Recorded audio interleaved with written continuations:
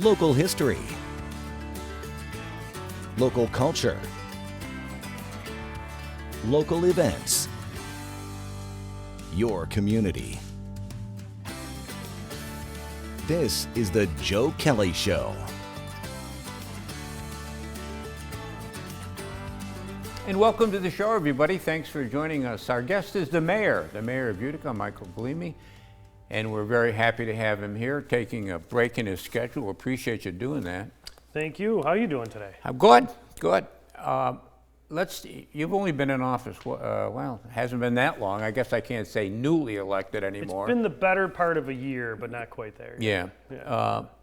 Any shocks to you were president of the Common Council, so government wasn't, local government wasn't foreign to you, but being mayor, were there any surprises? Was it what you expected? Were there some unexpected things to the job?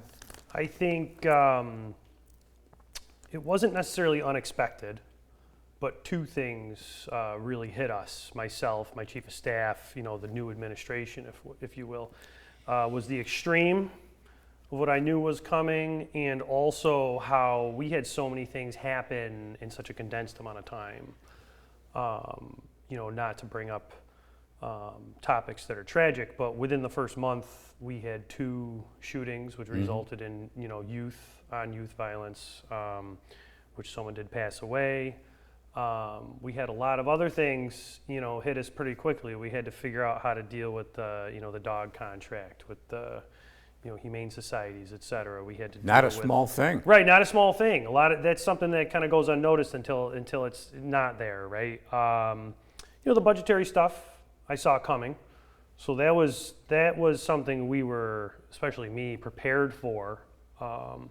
But you condense it all into one 6-7 month block, and it was a pretty busy first half of the year, especially without a lot of the support staff that would typically still be existing. Like, there wasn't a budget director. Knew that going in, but we had to find one, bring them in at the right time. We still are looking for a couple city planners if anyone else is looking, And I think part of the problem, you correct me if I'm wrong, but I think part of the problem is you talk about filling jobs. The City of Utica doesn't pay the biggest salary either. So you've got to find somebody that's qualified, somebody you like, somebody you can work with, that's willing to work for the money that you can offer, yes? You're 100% correct. And with, a couple of the hires, budget director, city engineer, I found very, very good people that did check all the boxes, who absolutely wanted to do the job for what it does pay for budgetary wise. But you're 100% correct. There are departments that over the years through contract negotiations we've really caught up with, salary wise. But there's a lot of support staff who work for the city who really, could see a higher salary. Right, in the private sector. Yeah, exactly. So it makes it hard to draw people in. Yeah. So really, I'm looking for people who are extremely versed, but just starting out. That way, that salary can grow with them potentially. Rather than a 30-year veteran coming in and saying, "What can we do?" Yeah. You mentioned some violence, real violence, when you first got into office. It continues. I mean, there's shootings a lot more often than anybody would like to see. Yeah, and there's no way to sugarcoat that. Yeah. That's something I've, right out of the gate, was talking to the state about, talking to our local officials. Just as council president, we jumped right into it, myself in particular, because we did have the security guard unfortunately get shot. Survived, of course, but that kind of snowballed and really brought things to a different level where we could speak to state officials, speak to the lieutenant governor, speak to the governor herself, and say, listen, all of our policies, even if we claim they're working, they're not working for us. And we're having to be extremely proactive as far as our police force and how the city deals with this. But look, we came in as a new administration focusing on youth engagement. So you see the other piece of it reflected. We added youth services right out of the gate to the rec center, Thursday, Friday, Saturday, Sunday, year round. So it's in the summer when people are out of school and kids are out of school, and throughout the year when they're in school. So, understanding and focusing on the kids in the city is a huge part of what we're doing. But without some policy change, we're not going to be able to really get ahead of it again. Mm-hmm. The other mayors in other cities of our size, have you had the chance to engage with them to see what they're doing? To Yes. maybe steal some ideas from them? Yes. So again, that's another thing we kind of restarted. We went to NICOM, which is the New York Conference of Mayors, right at the beginning of the term. And that is legitimately where all of the mayors from the state come together and have a 2 or 3 day conference, in which case NICOM itself presents all the different topics, the new laws, the new legislation that's come down from the state, and puts us all in a room, and we talk about the similar issues we're dealing with, and we talk about different issues we're dealing with.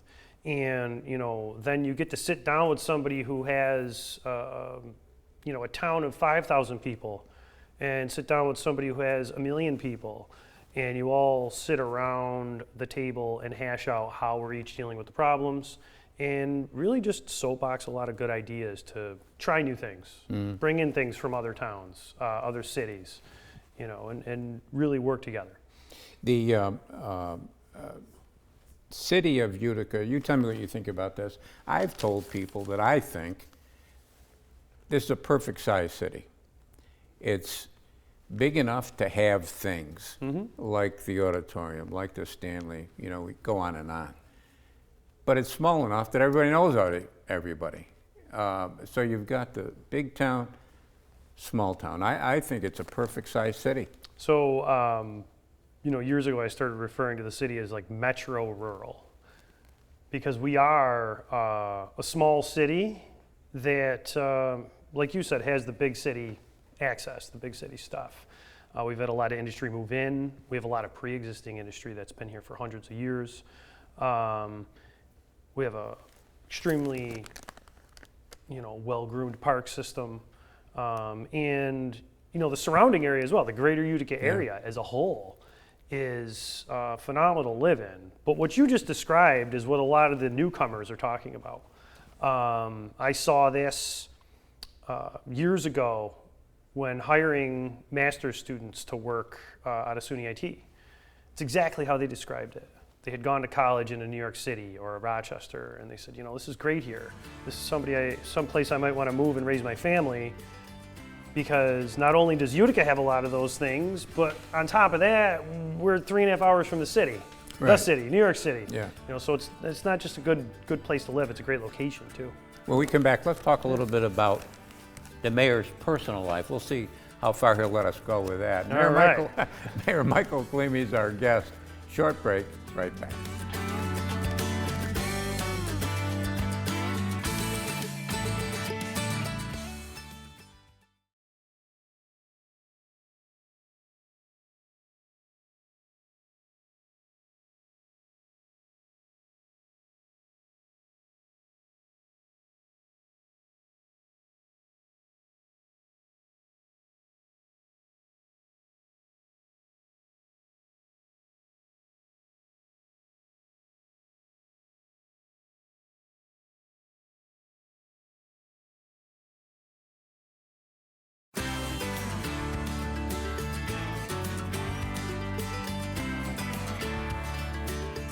And welcome back, everybody. Thanks for sticking with us. Mayor Michael Galime is our guest.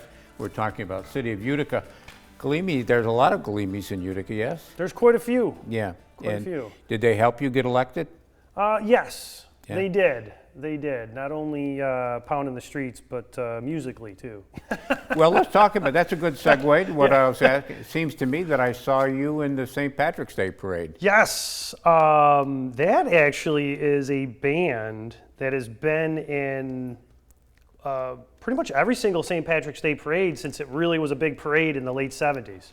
I remember with my friend Ryan Petrello, hanging out with him, when I was probably single digits, like 5, 6 years old, and my father and his father, who are both trumpet players, were playing in the parade band, and that band went through many iterations. Like it was the Tiny's band, then it was the Boilermaker band, and then Pat's more involved now. But about 7, 8 years ago, Ryan and I wanted to see it continue, because that cadence is the drum beat. All those guys who play the drums remember playing in the late 60s at Proctor. Most of them were Proctor drummers, so that's the cadence they play. Yeah, it's a really cool thing. And you don't play the trumpet, though. You play the saxophone. I do play the saxophone. Yeah. Yes. Most people assume trumpet because my Uncle Frank and my dad and my brother plays trumpet, my brother's wife, and surrounded by trumpet players. Yeah. My cousin Matt. Yeah.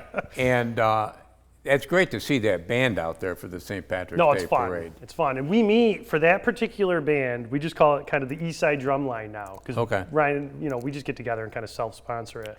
But that's the one thing we do. The only thing we've done recently was the drum line took Father Joe in at Hotel Utica when the big party. I was there. I saw that. Yes, yeah. That was great. And they had a fire truck for him. Yeah, exactly. That was awesome. Yeah. And as long as we're talking about these personal things, you also, and Oneida County Executive Anthony Pacente, when he was sitting in that chair, told me this, make watches. I do. I don't have like a casting. I'm not like, forging iron and steel, but yeah, I do. It's something I got into, I don't know, probably 10, 11 years ago. I bought an old watch because I like mechanical watches. And I took it apart to see how it worked. I was like, oh, maybe I could build one. So I started buying parts from different sources, and actually this is one of the ones that I did build. So it's got like a Swiss movement and a random dial that I bought off eBay, and I bought the hands from some supplier in the U.S. Do you find it relaxing? Yes, it's something that I'll buy all the parts. It's kind of fun. You buy the parts, the hands, the dial. I had this one. I had a logo made for it that says UTC, which is kind of neat. And I'll have it ready to go. And then if I'm awake at like 1, 2 in the morning, it's something I'll just go down in the basement and build a watch. And if I can't sleep, that's what I'll do. Married? Yes. 2 children? 2 kids. My wife is Jody, and our 20th wedding anniversary was this year. Congratulations. Thank you. And then 2 kids, Lena, 14, Michael's 10, and just a good South good Utica? South Utica. Got a tiny black pug named Oliver. The kids want me to make him the first dog, but he's a little unruly. Where'd you go to high school? Proctor. Okay. As did my wife. Okay. And my daughter just finished up at Donovan, and now she's actually going to the P-Tech program. I'm not familiar with that. So it's actually pretty neat. So she's still at Proctor, so she's going to come down for sports and all that. But it's a countywide program where, different from when I was a kid, you used to be able to take classes, and then like your senior year, you would take classes at MV to get credit towards a degree. Now they're doing this program where kids apply in 8th grade, and if they're accepted, they have to do interviews and write an essay, very similar to like applying for college. The county selects, I think it's 60 kids across the county from all the different districts. And if they stay with that until they graduate, they will actually graduate with a 2-year associate's degree from MV. So at 18, you could potentially have a 2-year associate's and your high school diploma, which is phenomenal. So I'm pretty excited to see her do that. And then she's also still doing gymnastics. They bus her back down to Proctor and all that kind of stuff. You're how old? I'm 44. Oh, you're young looking 44. It's hard, but I'm trying to keep it that way, right? And before you were mayor, you did what? So a whole lot of different things. One, music was always a big part of my life. I was the president of the musicians union locally for a while, so I was a professional musician. But then also, I started an internship at Rome Labs when I was 16. And through working at Rome Labs, I learned how to be a computer programmer and got interested in software engineering, on computer science, went off to U of R and got an engineering degree in optics. And I've been very involved in building, inventing. I have some patents, held by companies, of course, that I, that I worked for when they were patented, and project management, engineering, really cool stuff. Figuring out how to decrypt encrypted, data on the wire, that type of stuff. So it's good. What kind of situation is the city of Utica in terms of its computer networks or computer status? So we have a really good IT director, and we've had a lot of upgrades over the years. We have 3 specific networks, however. We have like a PD and a fire department and then the city, but we're doing all right in that sense. We're looking to kind of move forward though and become more modernized. Before I arrived, the IT department had, I think they worked through Northland actually to do a phone system where it's all IP based now. You could literally take the phone phone's home. You could plug it into any network. You can go to your house with it, plug it in. So we've done a lot of really forward-looking things, but we have some room to grow in how we process paperwork and work through the clerk's office and all that. So I look forward to doing that with the city. The city has challenges, like any city. What do you think the biggest challenge is that's facing this city? Here's the thing.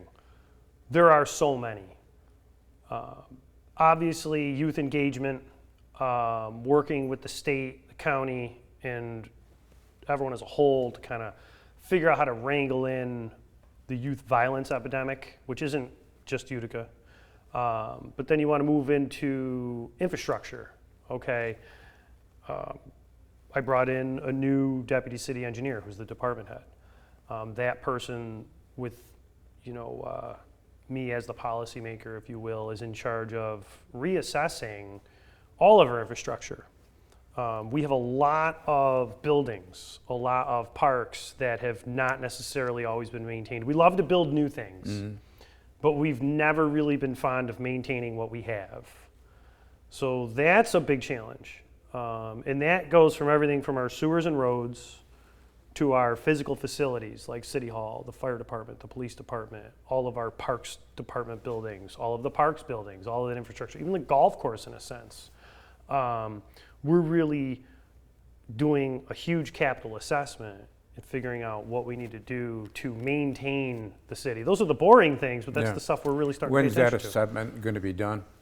What's that? When's that assessment? It's constantly, it's iterative. Okay. So we just went through, DPW has a capital assessment, all the age outs of all their equipment. I have, the engineering team now reassessing all of that, but that's iterative. What we're trying to do is take every single facility and say, what does it need in a year? What does it need in 3 years? What's it need in 5 years? But then if we're doing repairs, we're looking at it saying, if we make the repair that lasts 15 years now, can we reduce the overall maintenance liability of the city, which is better for everyone? Because now we have money to invest elsewhere. Probably insurance-wise, too, for the individual homeowner. Mayor Michael Galime is our guest. We're going to take a short break, but we'll be right back.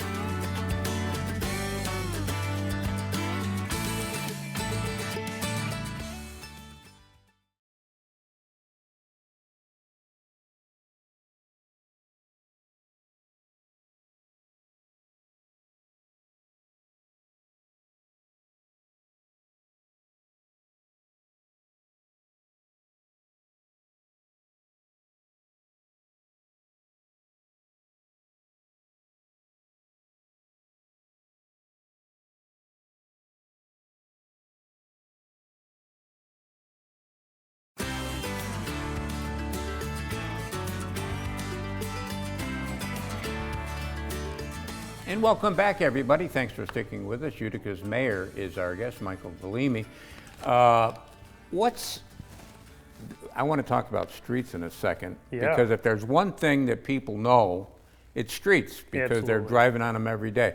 But what is our sewer system like? Is that decent? Is it bad? Is it good? So it is decent, but it's like everything else. It's very iterative. okay, but we've been doing a considerable amount of work over the last 10 to 15 years for stormwater separation. And that's put a lot of infrastructure into a lot of the different neighborhoods because we're responsible for it. We did have to do it because it was a mandate, but we've been going above and beyond. Yeah. So we're constantly working on the sewer system. We also have the sanitary and then the stormwater.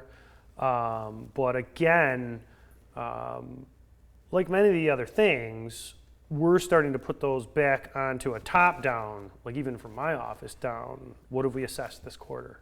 What are we working on? Mm-hmm. What's a repair versus what could we borrow for because it's a long-term project? But it's fairly good. It's fairly I remember when the state got involved, I'm going back a lot of years now, because whenever there was a rainstorm, the sanitary sewers Yes. it all got together, and they said you can't have that. Right, and still the case. And if you go through the books, even now, we will continue to do stormwater and sanitary separation projects because what goes into the Mohawk versus what goes into that new county facility that was built for the sewers department, it's very important to keep those separate. How would you, using words, how would you describe the condition of Utica's streets? So after having been in a lot of different similarly sized cities over the past 10, 20 years, not the worst, but we absolutely need to change how we maintain them, which is what I've been doing, what my administration has been doing. For a long time, everyone did a very good job of trying to go around and say, okay, let's do this, let's do that. But when I came in, the last time we had done a full assessment of the streets to say what is the condition of the streets was, I think, 2018. Okay, that's too long. So this year, going into this paving season, we had to go off the old data, but we hand checked it. We went through and I said, well, first off, we're just gonna pave the worst streets, which is gonna be hard for a little while, I think, because if you're only going to pave the worst to try and catch up, a lot of people are going to be disappointed because everyone's street's the worst. Well, what we're doing in that sense is we did a whole reassessment with equipment mounted to cars, and it'll be hosted online. We did a full street assessment. People will be able to go to an interactive map this year and look at the condition of every single street in the city. Condition-based paving is really my mantra moving forward. Now, the other things we have already been doing is coordinating better with Mohawk Valley Water Authority, coordinating with National Grid, starting to track the cuts because it's really accountability too to who digs up the streets. Because we're roads and sewers, but then you've got National Grid and Mohawk Valley Water Authority who are coordinating entities. Well, I'm glad you brought that up because I was going to bring it up. Because I remember a couple years ago, there was a street in Utica, and I can't remember if it was Genesee Street. I think it was Genesee Street, Main Street in the city. Paving, beautiful paving job. It wasn't a week later that it was either the telephone company or NIMO or somebody was digging it up. So sometimes you won't be able to avoid that because everything breaks, right? It's all old infrastructure. But acknowledging the fact that we have to coordinate and do our best at that is going to, over the long term, improve the overall road quality. We just did this year. A lot of the streets that are getting done in the Brookline Drive, Sunnyside, neighborhood in South Utica, those were coordinated with the Mohawk Valley Water Authority so they could do all of their boxes under the street while we were working on it. Now we paved it, and now they don't have to go back in and do that work again. So hopefully that road integrity stays longer. Yeah. Is there a master plan for the city of Utica? So there have been multiple iterations of a master plan. We do have a parks master plan. We still have the pre-existing master plan, which I, as council president, relied on quite a bit. Yes, times change, people move around, businesses come here, go here, things shift. But to understand what that last assessment was is extremely important. But for me, just ever since I was a kid, the master plan of the city was the street grid. It's where the parks were. It's where the neighborhoods were built. It's where the schools exist. It's where kids, if they live, you know, on Boyce Ave, can walk up to the rec center. It's really, truly our grid. It's the things that are on the map. Any thoughts, Mayor, about the parkway, the ski area? Yes. We have had a long-term, I say we, myself, and the Parks Department sat down years ago, 2017, 2018, and started to put together ways to wake up the ski hill. We've got the ski lift. And back then we said, you know, if we could just simply build the platforms at the top and bottom, get people off by foot, we could start to use that lift 12 months a year. Last year, $2 million was allotted to build snowmaking equipment, specifically snowmaking, however. We are going to, you know, utilize those funds for what they were intended for. But now we have the ice skating rink that was also built. That facility at Roscoe Conkling absolutely should be and can be a 12-month facility. You know, why you wouldn't want to bring somebody up the top for hiking. I've done a YouTube video on it last March. You know, it's a beautiful, underutilized park. So we have plans for it, but like everything else, we have to assess where we are and chip away at it. We've only got a few seconds left, but the old building next to the library, the Knights of Columbus. Knights of Columbus. What's the status of that? I know that's gotten into some legal things now. So there have been a multitude of codes issues. And we finally kind of had a win where the owners are now going to be taken to task by the courts this time. And at the Supreme Court level, we're going to have action. And the key here is with any of these buildings, and I don't want to be long-winded about it, if someone's been holding the building and not doing anything with it, then you either need to invest in it or put it on the market. Sell it to somebody who will. Because these facilities are in the heart of our city, and watching them just go down the tubes because someone's paying the taxes and doing the bare minimum, it's terrible to watch. Yeah. We're out of time, unfortunately, because I got a ton more questions, but I'm going to ask you this publicly. Yeah. Could we do this again? Absolutely. Could I come down to your office and do it from there? Oh, that'd be really fun. That's what we'll do. All right. All right, good. Great. Thanks, Mayor. Thank Appreciate you. it. Yeah. That's going to do it for us this week. We'll be back next week. We'll do it all again, and we're going to be going down to the mayor's office. We'll do our next show with him down there. Thank you for that. Thank you. Until next time, take care of yourself, everybody.